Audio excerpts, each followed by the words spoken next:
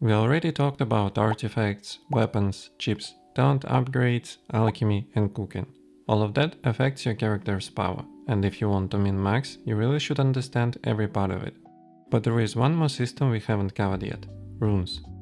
After months of waiting, the rune system finally got reworked, and I think it's time to break it down.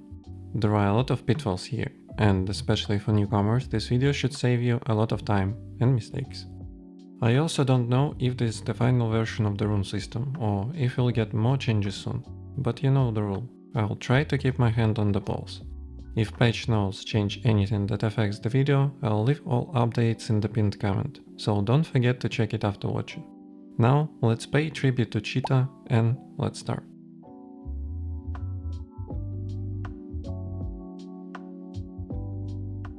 Before the change, we had a bunch of different runes that gave passive bonuses. Some were pretty niche, but a few were basically a must-have for almost any build.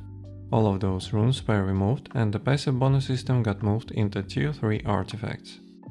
So now let's talk about the new runes. I'll use one as an example, Summon Skeleton, so look at the screen.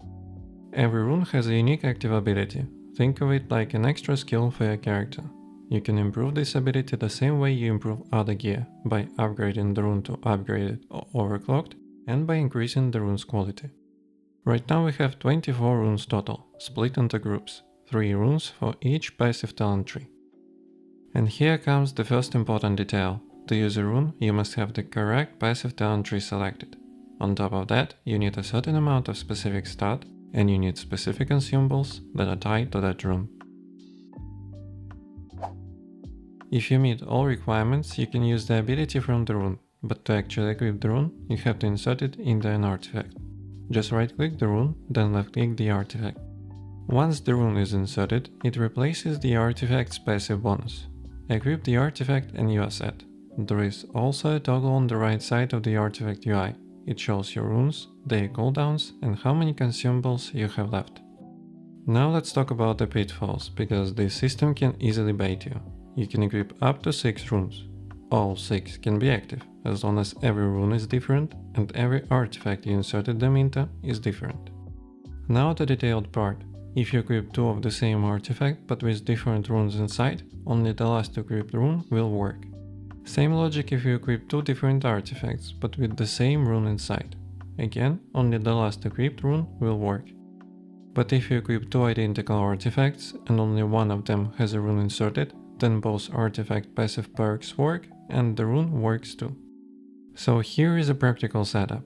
If you want 3 different active runes, but you're also tied to specific artifact stats or perks, you can do this.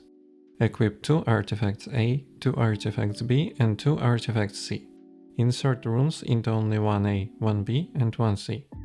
Result, you get 3 working runes and at the same time you keep 3 active artifact perks from A, B and C. So in short, developers don't want us stuck in the same active rune, and they also don't want us stuck in the same artifact passive perk. Now let's talk crafting, runes themselves and the consumables they use. First important detail. Tier 1 and Tier 2 runes do not exist, we only have Tier 3 runes, and you can equip them at level 20. But the good news is, you don't need to green crafting proficiency like in other professions. To craft Tier 3 runes, newbie proficiency is enough. Since version 0.90, all recipes became available from level 1, so mysticism crafting is accessible immediately. To craft a rune, you'll need specific ingredients, including the recipe for that exact rune. Now about overclocked runes. In other professions, for overclocked gear you usually throw a Tier 2 epic or Tier 2 OC uncommon item into the synthesis machine. With runes, it works differently. Craft a Tier 3 rune, upgrade it to epic quality, then put it into the synthesis machine using the exact same materials you used for the normal craft. That will give you an overclocked rune of common quality, and after that, when you improve quality, you'll get the strongest possible version of that rune. If you want to receive an upgraded rune, you need to replace epic rune with the rare one in the recipe. Consumables for active runes are crafted in the same mystic profession. You'll need specific materials, and some of those come as drops from certain monsters. If you focus mystic profession, efficiency bonuses work almost the same way as in alchemy. Default craft time is about 1 to 9 seconds.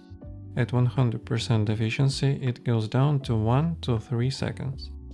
At 0% efficiency, you get 2 consumables, and with efficiency, you can proc 3, 4, or even 10.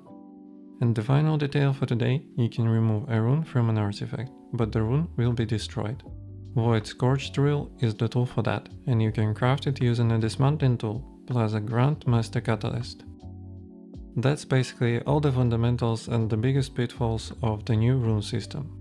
It would be nice to also say where exactly to farm rune recipes, but honestly I can't confirm it 100%. While I'm writing the script, the game is going through major changes, including loot tables, so any guaranteed info might age badly.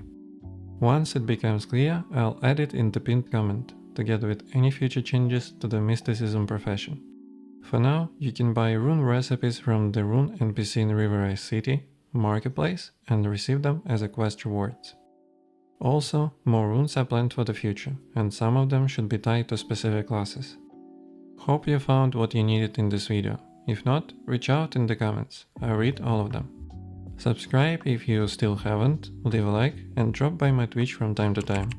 Thanks for your time and see you in the next video.